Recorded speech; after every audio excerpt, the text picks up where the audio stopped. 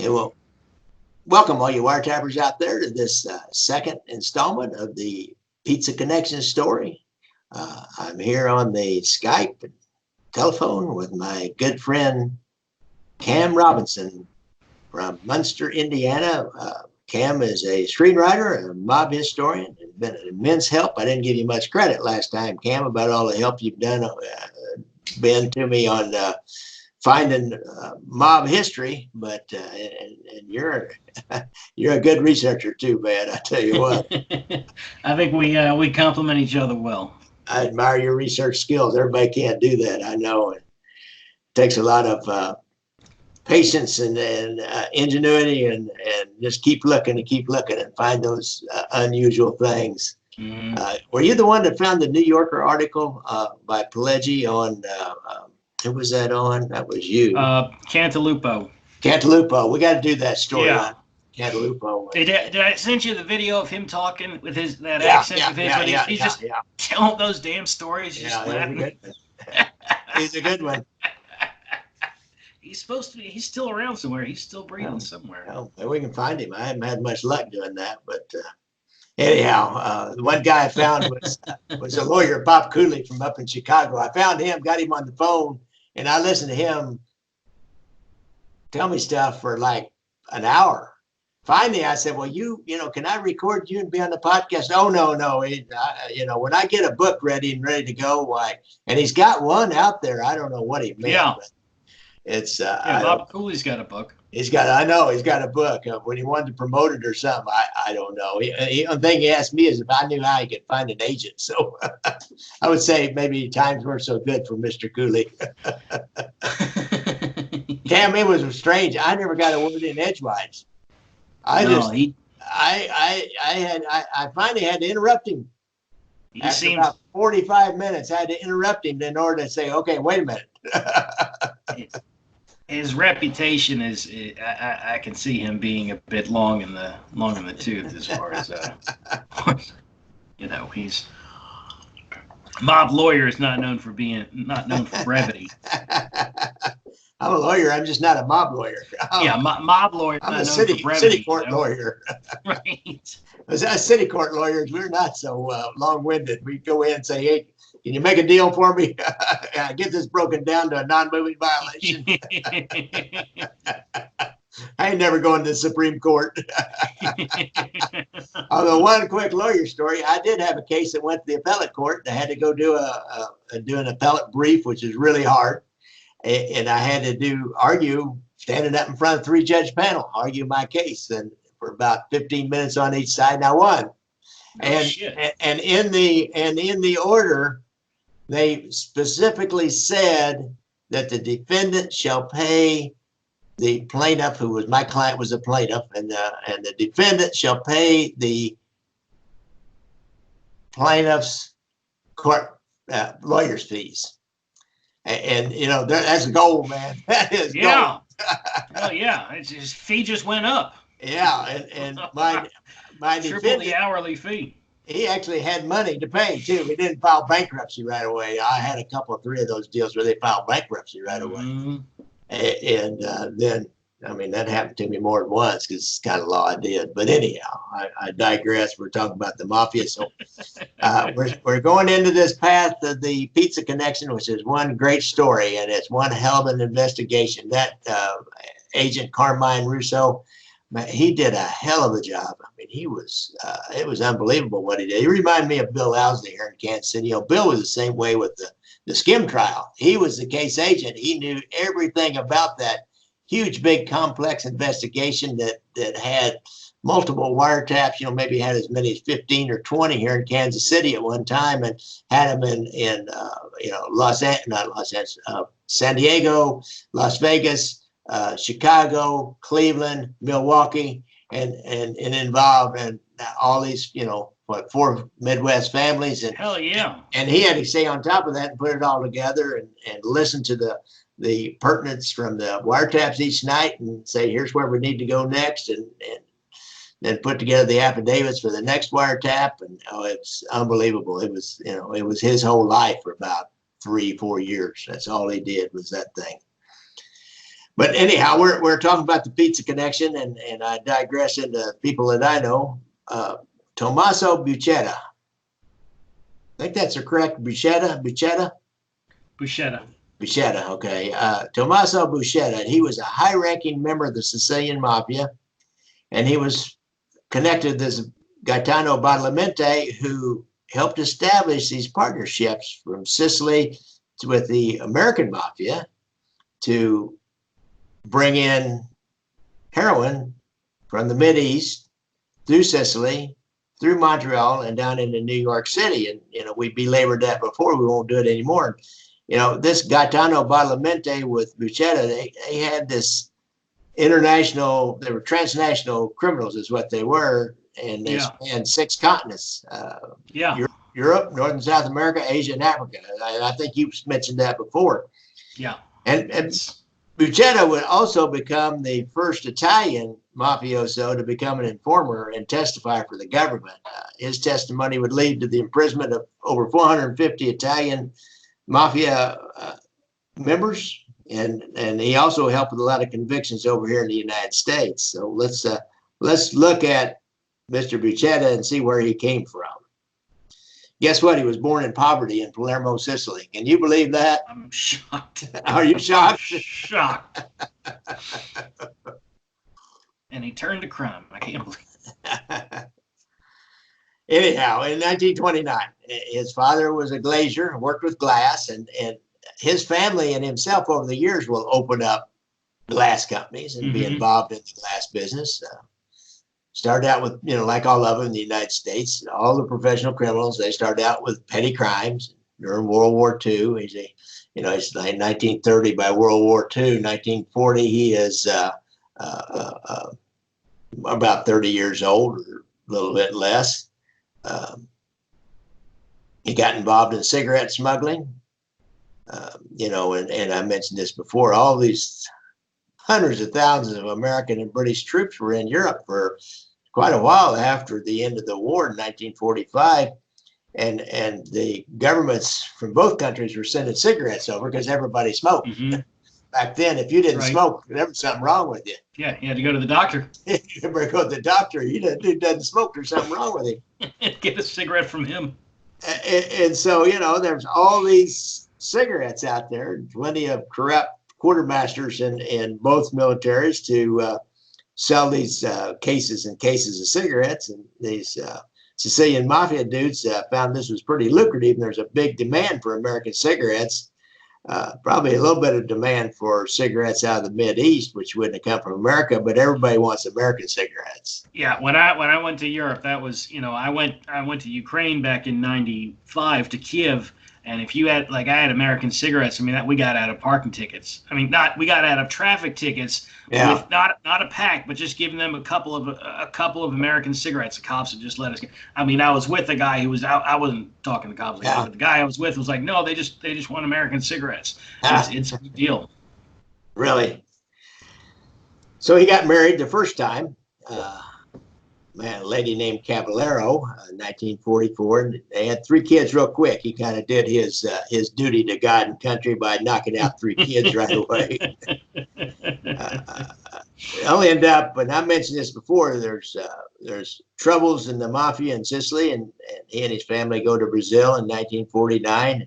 And Badalamenti will go to Brazil. Italians have long preferred Brazil as a place to go when things get hot.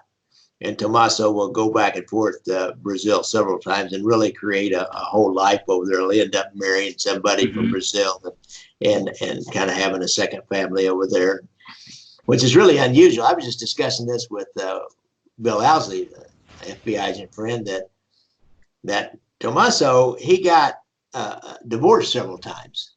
That's unheard of, and especially over there. Yeah, and that was something that later on in the trials they sort of spoke to. But he was known for being such a womanizer. But yeah, he had several divorces, which, like you said, especially being a Sicilian, that's frowned on here. But the Sicilian, that's a really big deal. Oh, really? That dude Salvatore Reina. He testifies, and he's trying to denigrate the testimony of Buscetta.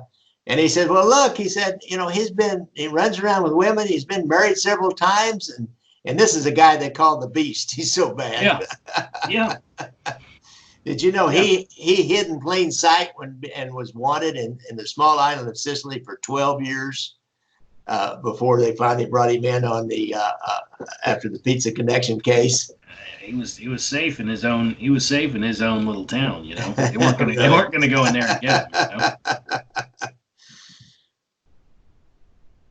So this is kind of like in the 50s, I'd say that's kind of the first time we see his connection, this guy Tano Badalamenti. And he probably knew him from the time he was a kid, but you kind of start seeing some different meetings he went to. He was at that one main mob meeting with Lucky Luciano in 1957, and Badalamenti was there.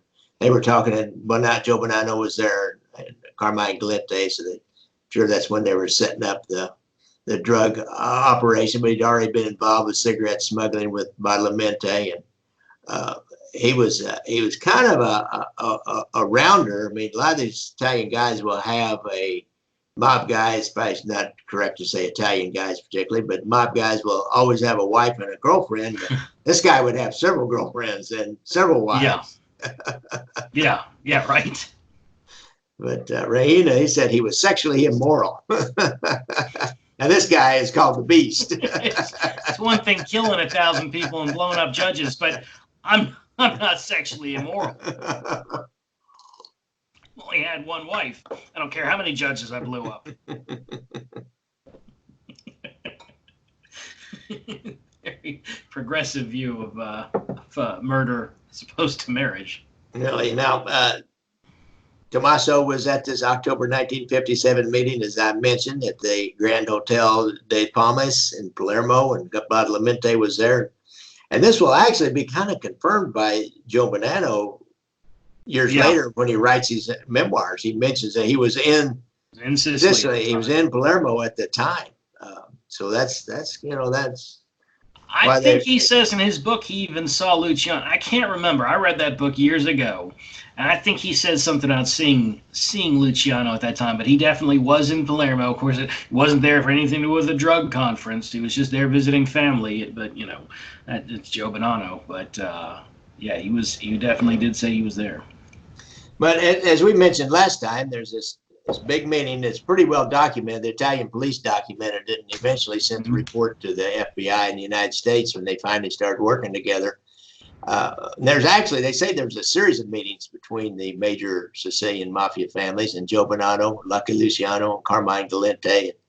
And I'm pretty sure Carlo Gambino was there too. And, that's when they were setting up all these things and all these smuggling routes and connections to get that heroin started back to the United States, because in 1957, that's when they were losing the French connection. Yeah. Slowly but surely. It would go for a while, and they didn't really bust it up until the 60s in the French Connection book and movie.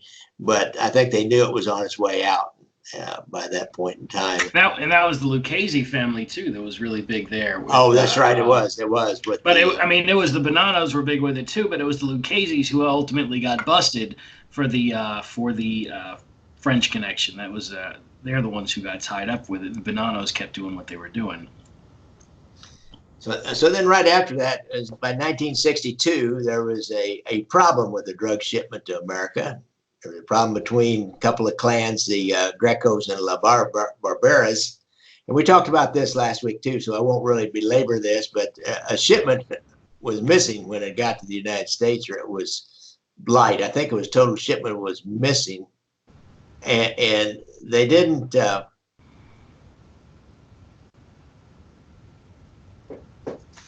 Oh, I see. Trying to figure out. Okay, there's I got it. That's okay. A total shipment was missing, or it was light when it got to the United States, and there was a big battle between the Grecos and La Barberas, and as they started trying to kill each other, I mentioned before they had a commission going, and the commission couldn't seem to handle this thing. Yeah. They started shooting at each other and had a big shootout. Then they started bombing each other, and 6 military officers and a policeman were killed when they were trying to dispose of this car bomb. They're blowing up the cops. Sia Cuccelli. We talking, and like I said, we Sia. Yeah. Let's say that again. Can you say that, Sia Cuccelli? Once you talk about that thing, it's on the second page, about halfway down.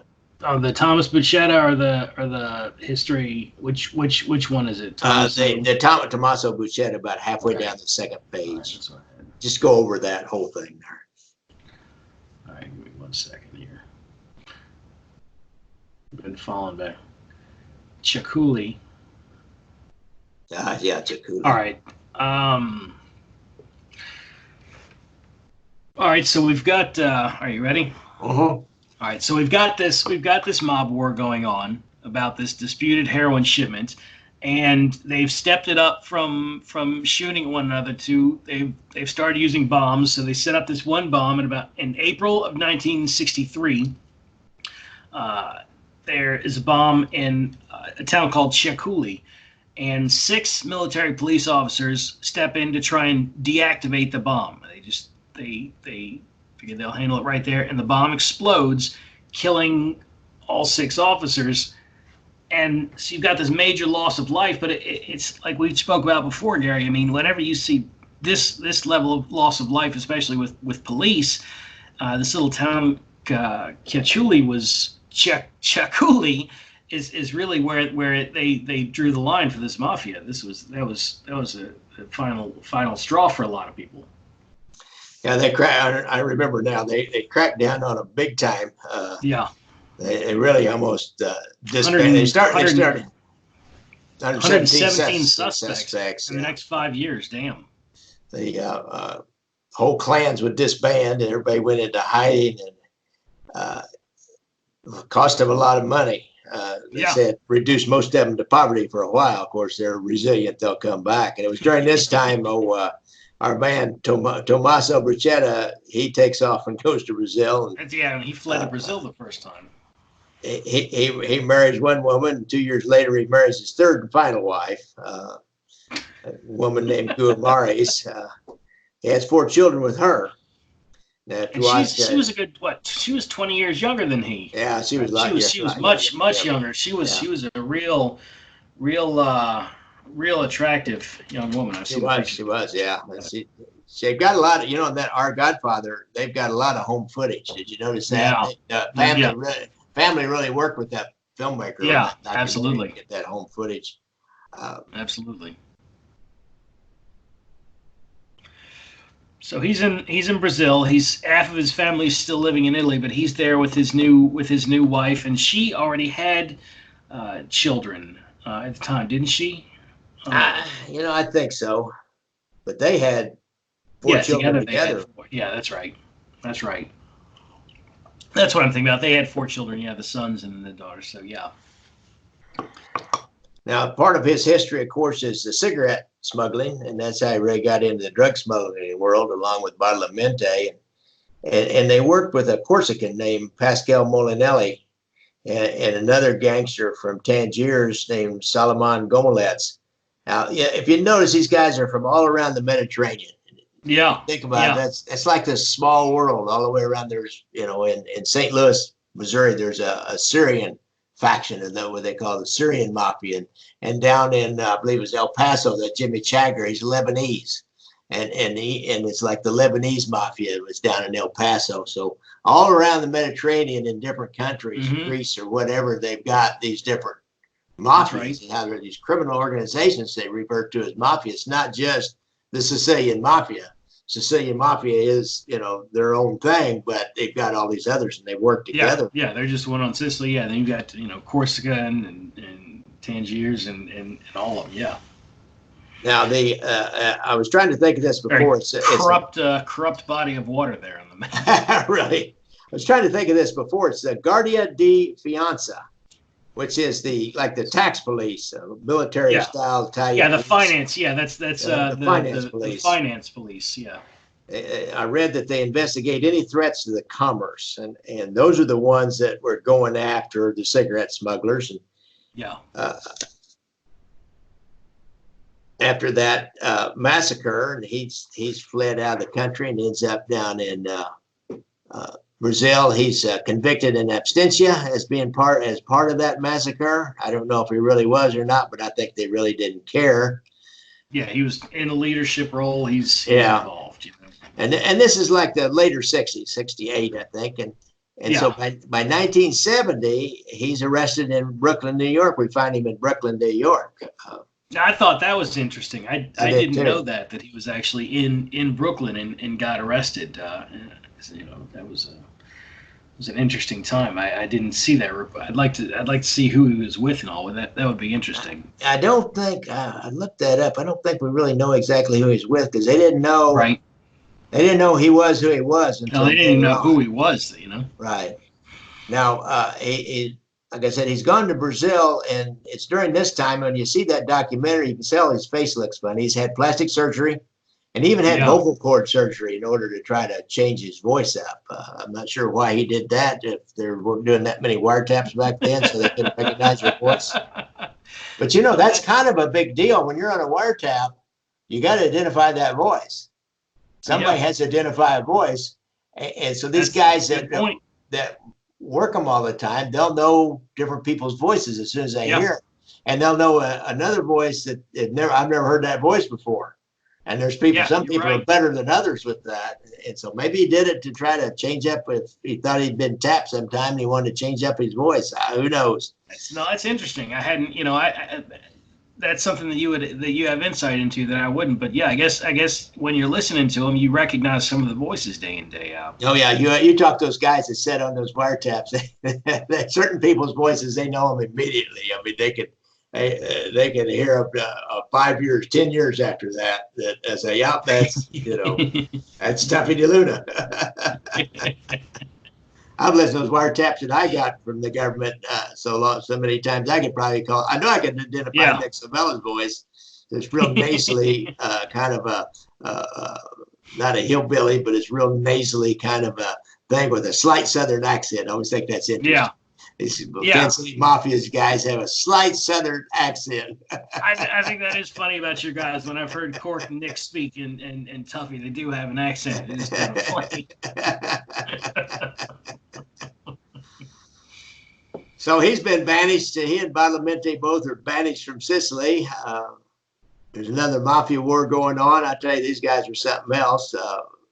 Americans have been dealing with these Palermo-based clans, and but Badalamenti and Tommaso are definitely with the Bonanos by this point in time, and they stick with them. There's another Palermo mafia boss named Salvatore Inzarello who was connected with the Gambino family and was always really close to Carlo Gambino. And Carlo Gambino will bring over a bunch of Sicilians to have another crew, the Cherry Hill mob today.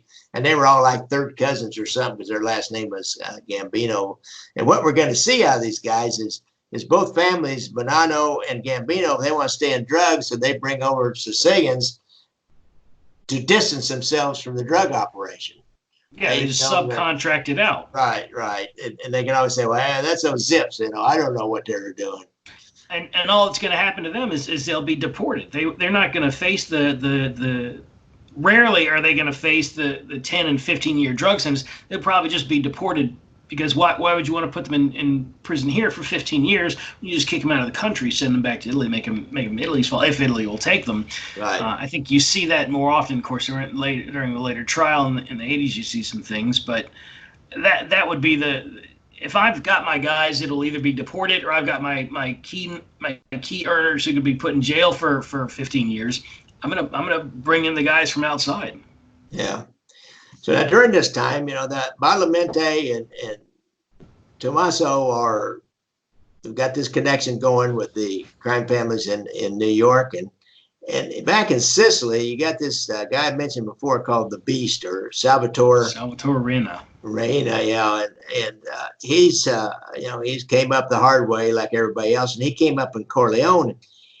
He's involved in some of these mob wars over there.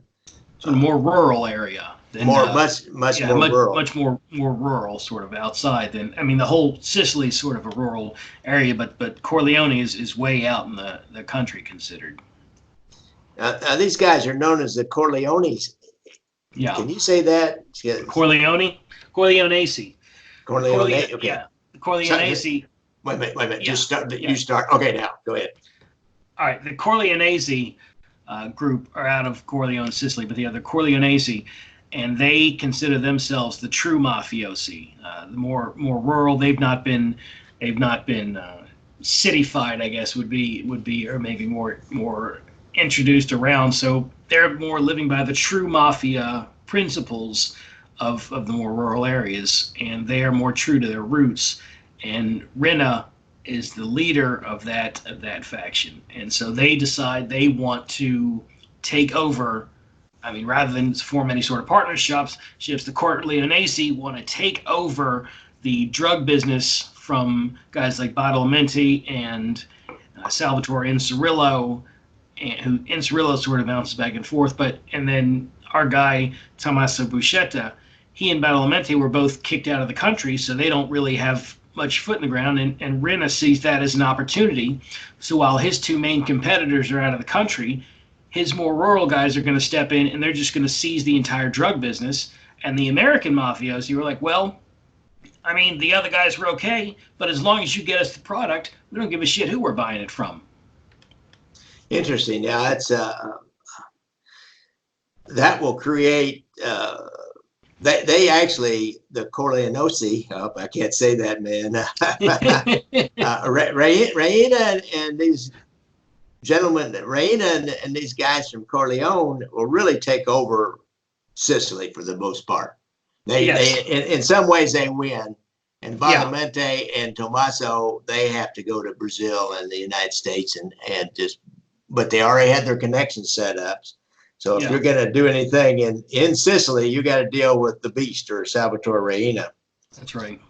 It was and they're in a head-to-head battle with Badalamenti and Buscetta, in a head-to-head battle with Reina, it's devastating to Buscetta. Two of his sons by his first wife disappear, and they're never found again.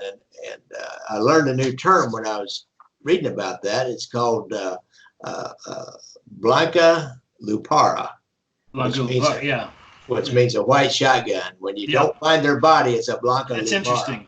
I've never heard that. That's interesting. I think they found out that his sons were I think tortured, right? They must have been tortured horribly. But this when you think mob war, you think a couple guys here like y'all had with the River Key, or we've had a couple things in Chicago. This was hundreds and hundreds of guys and their families gunned down in the streets, bombs going off. This literally, I think there were 1,000 people who were killed as part of this mob war. I mean, this was war. This was total war, and it's one family against another family. This isn't like, what was going on with the chop shops here, the Banana War, or the River Key, or any of that going on around the country. This was over 1,000 guys were killed, and this is like a 2 or 3 year period. The Second Mafia War. I mean, they were really going at it, blowing people up, and it was a really, really bad time in Italy. They were just massive explosions going on, leveling the streets. I mean, you see some of the footage. They just are destroying buildings. It was bad. A lot of collateral damage. Yeah, it's one of those deals where you see each other on the street, you just start shooting. They got the Old West or something. It was crazy. And that's why, Buscetta and Badalamenti stayed over and out of the country. They had to stay out of the country. Yeah. And this whole thing, Buscetta, he didn't like to stay with the same wife, but he had a lot of feeling for his family. And he ended up, there was a murder warrant for him from Italy, and he was being extradited back. And he knew that this was a death sentence. And I think he just, after what else, he'd had his brother had been killed, his son-in-law, Giuseppe Genova, his brother was Vincenzo, his brother-in-law Pietro, and he had 4 nephews killed by this point. And they weren't all involved either. Some of them they were killed for being related to them. Some of them hadn't, I think, maybe hadn't seen him for years. But that was how they got. That was the Sicilian mafia would kill family. So this broke him, and this is unusual as heck, but it broke him. He even attempted suicide by taking overdose of barbiturates when they were bringing him back to Italy. So he gets back to Italy. he asked to see the real famous at the time anti-mafia judge Giovanni Falcone. And he offers to become an informant. And I learned a new word here, the penitito. Penitente, yeah. Penitito, penitito. Yeah, Los Penititos. Yeah, there's a lot of them now, but he was the first. Yeah, that was unusual, and he was a boss too. He was not just working stiff. Absolutely. So he offers to come in and set everybody straight on how to do it. The Americans go over and they debrief him, and he's going to end up testifying because he knows more about what's going on in Italy. He doesn't really know so much about what's going on the ground in the United States. Plus, there's a whole nother investigation going. There's pizza connections going on in the United States, and so they end up having two different trials and two different investigations. The Italian have their investigations, and the Americans had their investigation. So he was instrumental in both, but he was more instrumental over in Sicily. It's my understanding.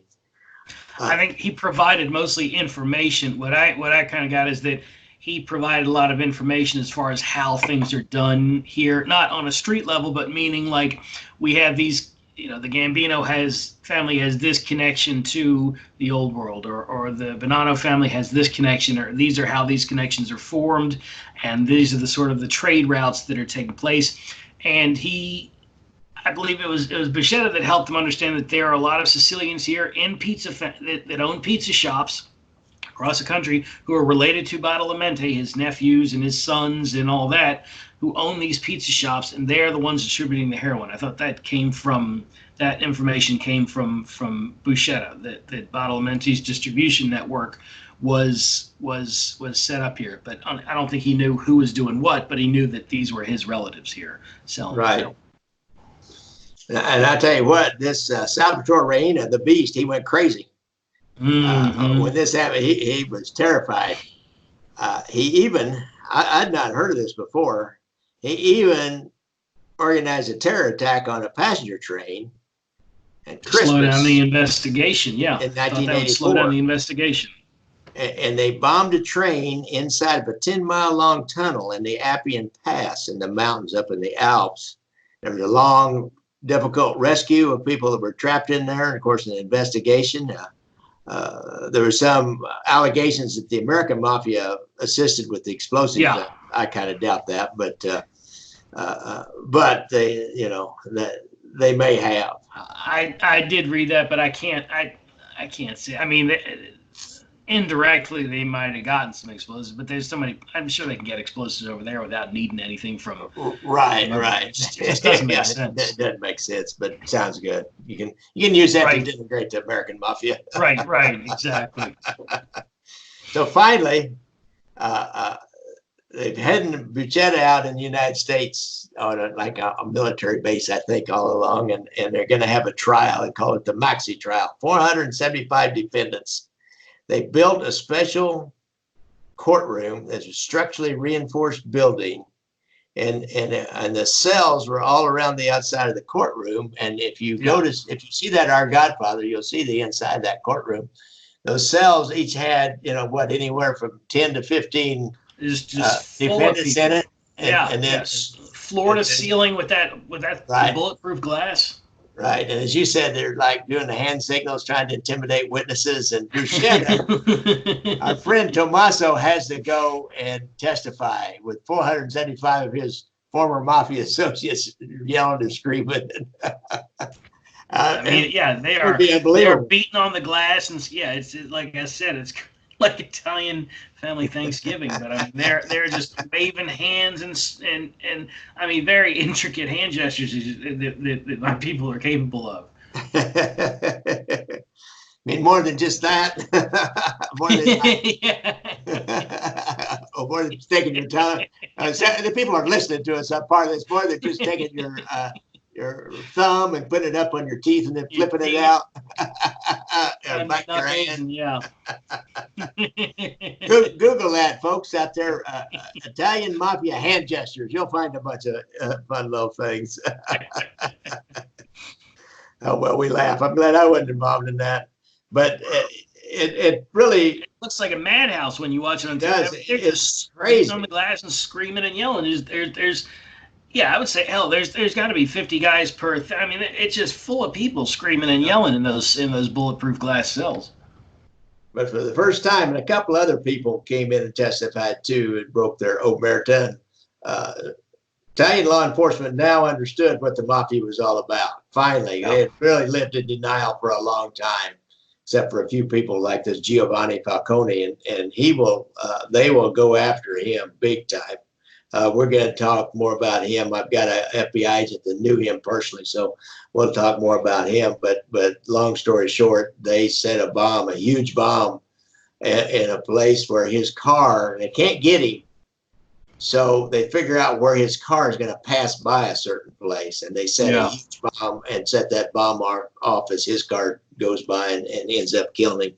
That's the only way they could get him. Yeah. Because extreme kind of security around him when he was in Sicily. I understand he was really quite relieved when he came to the United States several times to participate in conferences with the FBI and talk to them. And this FBI agent, I was talking to him, I could tell that he had great respect for Judge Falcone. And so he could kind of relax when he came over here and not feel like that every move was being watched. The entire country's trying to kill you.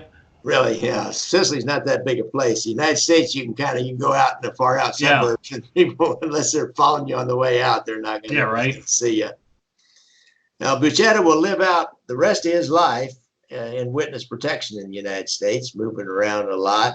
Lived mostly in Florida, is my understanding. If you notice some of those clips and the home movies in that documentary, were apparently from probably Florida or somewhere down south. Yeah. Like Florida to me. It's his family had a hard time with the moving around. I think his children, they understood to an extent they were in danger when a couple things would happen, but yeah, it couldn't have been too easy having to give up your entire identity and all for your kids to have to. They would say he was in imports, or they had to make up what their father did. And that'd be an interesting show to get a child who was raised in witness protection to talk about that life. That'd be interesting. Yeah. I had a connection to one maybe at one time, but that guy's I even tried to get him to call me back here recently, and he never called me back. I don't know. He was a Kansas City guy. He was talking about it. He knew this kid and knew the guy's father, and all of a sudden he quit calling me back, and he wouldn't return my calls. I don't know what happened. Sometimes people get nervous after they talk. Notice after they talk to me, then they worry about what they said, what I'm going to do with it. I'm not going to do anything with it, folks, and I'm not going to reveal your name on the air. But I understand. Yeah. So one last kind of thing on our friend Tommaso. He wants to go back to Italy one more time as he's getting older, and Salvatore Reina's been arrested, so he thinks it might be safe. Well, he gets recognized immediately, even with the plastic surgery. Just right away. He's on recognized immediately and has to be evacuated immediately. And on a cruise ship, they made him dock the cruise ship early because the bombing potential. Yeah. Crazy. That'd be worse than being stuck on the quarantine cruise ship. Maybe, I don't know. Oh, man. But by 2000, he dies of cancer. He's survived by his much younger wife, and they had 2 sons and a daughter together. His youngest son died in a car crash not long after he died. It's kind of a tragic life in the end, although I would imagine you wouldn't feel too sorry for him if you saw how he lived when he was in his 20s and 30s, 40s before they broke him. He paid the price. Yeah. I mean, he did sort of I think he did what he could to sort of offset a lot of things that were done, but yeah, it was definitely a lot of damage done early on before he decided to inform. But it was kind of like what happened with Gravano. Is I think they changed the rules. Salvatore Reina changed the rules and started killing everybody, so he kind of backed people into a corner. Yeah, I mean, what else could he do? He killed off his whole family, and you can't get to him to kill him back. And again, as Gandhi said, if you start blinding everybody, then the whole world's blind. An eye for an eye. Eventually, the whole world's going to be blind. Yeah. And by then, the eye for an eye thing, he realized was not really working so well for him. Yeah, yeah, and he really it looked like based on the footage that they had and what his family said, he really struggled with the aftermath of going in, of informing and breaking omerta. I mean that was all that was sacred things to him. So when he broke omerta and had to completely change his life, that must have been a cataclysmic change going from one side of the coin to the other. That must have been a major It was, and you know, these Sicilians, from what I've read as I got into this, they talk about men of honor. They truly, this is a code that they truly live by. These guys over here, they mouth the code, but they don't live the code. Over there, those guys truly lived the code of honor, and it was hugely important to them to stick with that code of honor, and he couldn't do it.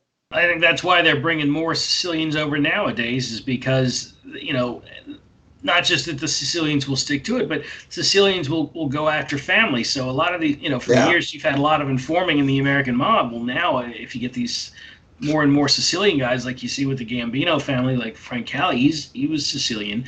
The more Sicilians you have, the more at risk someone's family may be if they decide to inform. Really, I mean, Bill Alzin, again, I keep referring to Bill, but he's my guy here, and he had this insight that the reason we haven't had any decent informants in Kansas City that came in and really testified, and we really haven't, was because Kansas City is a small town, and so you leave extended family behind. You leave cousins, and you know, if you're from a big family, you know, all 7 of your brothers and sisters aren't going to go into witness protection with you, so they're just going to take your immediate family, your children, your spouse. Right.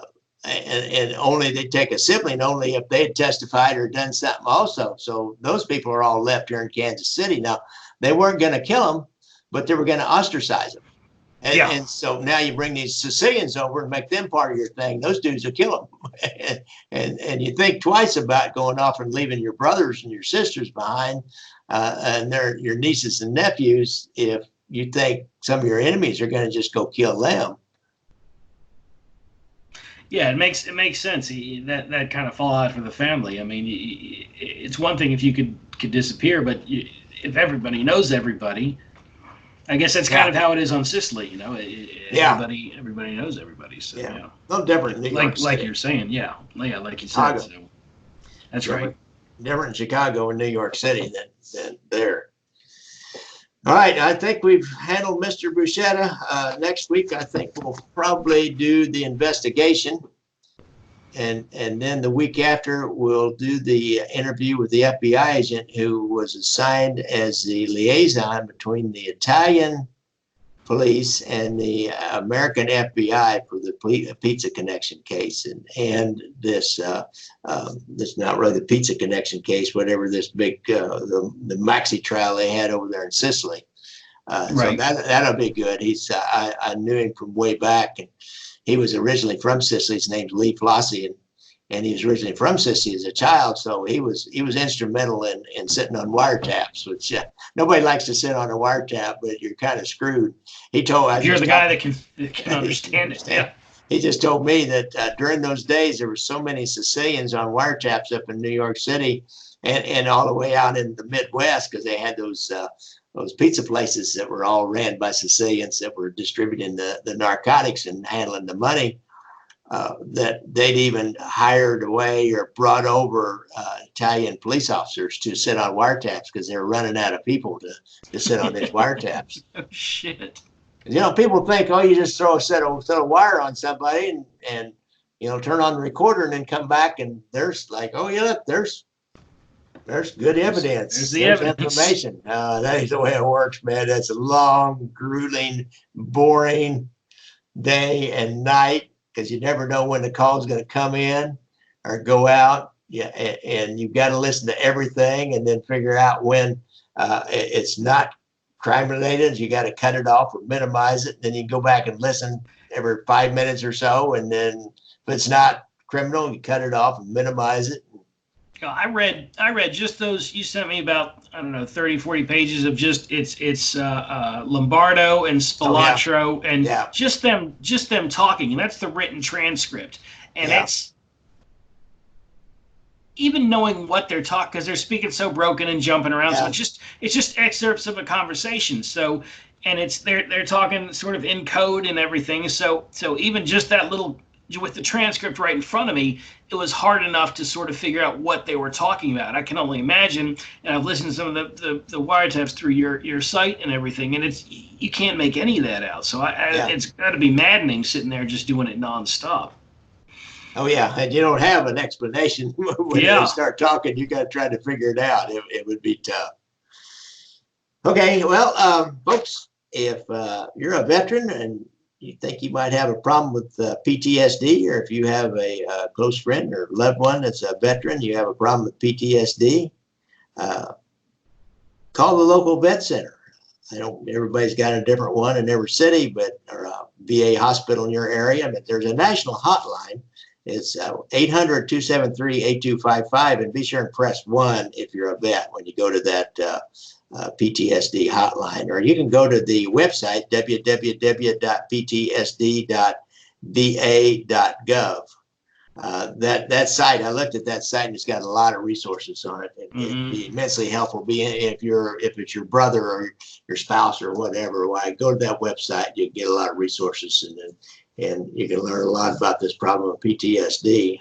You know, I used to do it for drugs and alcohol. First call, I got onto this by talking to a fan, and I decided to change my public service announcement to that. Plus, it's more nationally connected with a national website and a national telephone number. So anyhow, having said all that, Cam, I appreciate you being there. You know, don't forget, I've got a movie and a couple of movies out there. And I've got my Kansas City Mob Tour app. Mob Tour book. You got your Mob Tour book out. Got my book Kindle out version with the actual audio connected to the transcripts that are used in the book. And Leaving Vegas, how FBI wiretaps in and mob domination of Las Vegas casinos. Boy, that's a hell of a mouthful I made for that title, wasn't it? Cam, now you would have slimmed it down a little. Really, you're a writer. Some of the hardest things to do in writing something is come up with a title. Absolutely. Absolutely. I'm sure you've been there. Yes, definitely. Cam's a writer. Cam's a screenwriter. He's working on getting some stuff sold. And aspiring. Well, I'm aspiring awful damn hard. You just need agents. 3 agents out there that are interested in mob scripts. We got some. That's right. I'll tell you what, anybody they call them showrunners, I think, for Amazon or Netflix. Those guys are always looking for original content. You've got that stuff. You take original content and then kind of fictionalize it and make it into a story. And those are the best movies, I think, and the best, what do you call those, series. You know, a friend of mine I was kind of out of narcotics by the time The Wire came along, which was mainly about black narcotics in the inner city. But I worked enough of that to know that on The Wire, man, they had that stuff that right on. Everything on there was so accurate. So I'm talking to a friend of mine's a sergeant in the narcotics unit during that time. And she said, we used to get so mad because we'd go, those guys are giving away everything that we do, the beepers and cloning the beeper and getting on the cell phones and finding the pay phones and putting all that together, getting the beeper and then figuring out that it was going to a certain pay phone and like one pay phone, they needed to put a guy there at that payphone, and they went to a trash can that was right next to it and pulled and they knew it. Somebody had just been there at that phone, and they pulled a beer can or a soda can out of that trash can that was right next to the payphone. They got his fingerprint off of it so they could say, yeah, he's been there. That's the kind of deal when he's denying that he was someplace. Right. Then you say, well, you say you've never, ever been to this Quick Trip here up in North Baltimore. Never, ever have I been there. And said, well, how come we found this soda can with your fingerprints on it right next to that payphone that had this damning call on it? Oh. Oh, the tricks you have to resort to get these guys because they get slick. So yeah, that one was real. That thing was ripped from reality for sure, and a lot of the other things have been too. So I guess that's probably enough to selling stuff. Got anything else, Cam? I mean, I'm good, Right. man. Just glad to be here. Well, I appreciate it. Good night, folks. Thank you, Cam. Take care now.